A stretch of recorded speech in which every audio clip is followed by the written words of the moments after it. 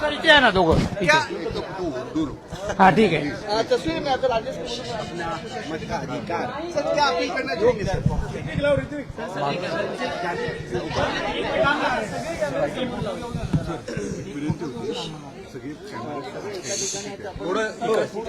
कुठे आहेत कॅमेरे? तिकडे जाऊ.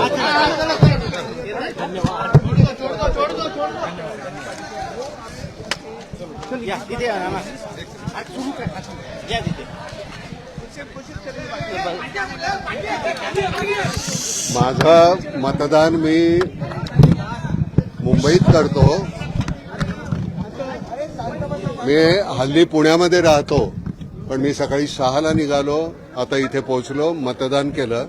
मला असं वाटतं मतदान करणं म्हणजे आपल्या अस्तित्वाची खूण आहे आणि ते जाणीवपूर्वक सगळ्यांनी करायला हवं.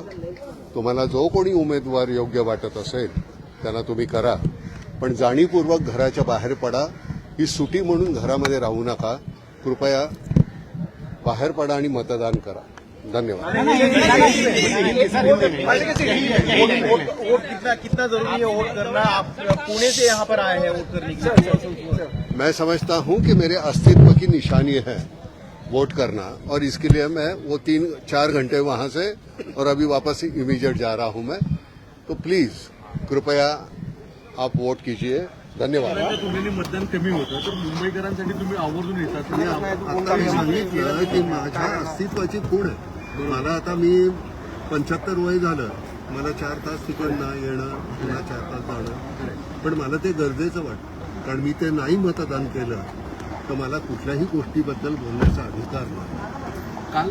काल रात्रीपासून अनेक भागांमध्ये तुम्ही बघितलं की पैशांचा धुमाकूळ घातला. मला माहिती नाही.